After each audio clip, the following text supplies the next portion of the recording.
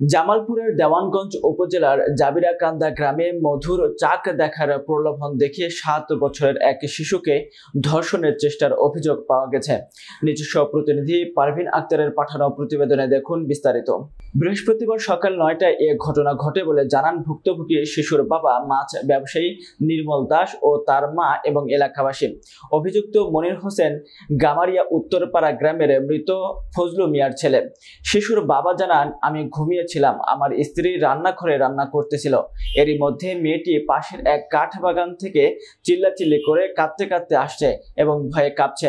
কি হয়েছে জিজ্ঞেস করলে বিস্তারিত জানতে পায়। ভুক্তভোগী ও অভিযুক্ত উপজেলার সদর ইউনিয়নের জাবিরাকান্দা গ্রামের বাসিন্দা। পরে অভিযুক্ত মনিরকে এলাকাবাসী গাছের সাথে বেঁধে রেখে থানায় খবর দিলে থানা থেকে পুলিশ ও সেনাবাহিনীর সদস্যরা অভিযুক্ত মনিরকে থানায় নিয়ে যায়।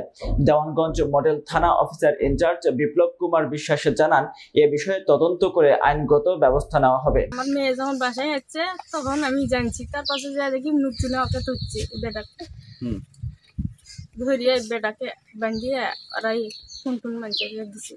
আসলে এই ঘটনা আমি বাড়িতে ফোন আসলো, আমাকে ফোন দিল যে হিন্দুপাড়ায় কিছু বিশৃঙ্খলা সৃষ্টি হয়েছে, কিছু লোকজন আসে মানে এটা করছে। আমি এটা শোনা পরে এসে দেখি যে না, আসলে একটা লোক এই এক বাচ্চাকে ধর্ষণ করার চেষ্টা করছে।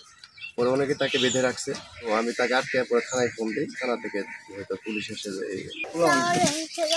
বলে কি ওই বেটা কয় যে একটা বড় একটা চাক আছে।